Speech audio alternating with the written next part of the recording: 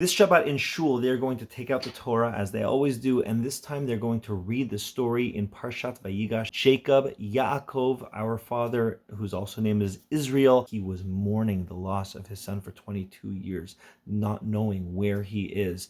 And finally, he gets to see that not only is he alive, he is on the top of his game. He is the second in command. The both of them seeing each other for the first time in 22 years. And Joseph, it says in the Torah that Joseph was crying exceedingly. And Yaakov, on the other hand, doesn't say anything. And so Rashi, the rabbi that writes commentaries on the Torah, wondered, how is he not crying? So he answers, he finds a medrash that says, you know what he was doing at that moment? Instead of crying, he was saying the Shema.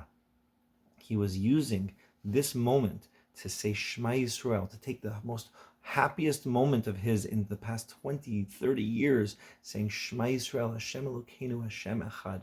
It's interesting. What does Shema mean? What is the whole meaning of this sentence that we say twice a day? Hashem Elokeinu.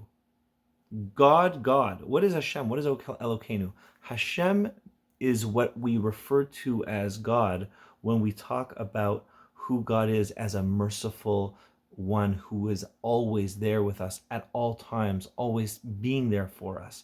Elokeinu means he's the Lord, the one that gives the rules, the one that punishes. He's the one of strict justice. But in the end, we say, Shema Yisrael, listen, Israel, Hashem Elokeinu, Hashem Echad. It's one. Hashem is one. Hashem is all the same. We might sometimes see in our lives amazing goodness and bountiful blessing, and God, please God, this should continue. And sometimes we see times that are very difficult for us, and we go through periods of time that we just wonder, does anyone up there care about me? No, I'm not saying that. I'm just saying that that's what people would say. Sometimes we would have questions. Does God care about me? Is he paying attention? We need to realize that we're not just Jews when it's easy. We're Jews when there's good and when there's perceived bad. You got to take the good, you got to take the bad, you have to take the Hashem, the Elokeinu, and you have to realize that nonstop Hashem is watching over us.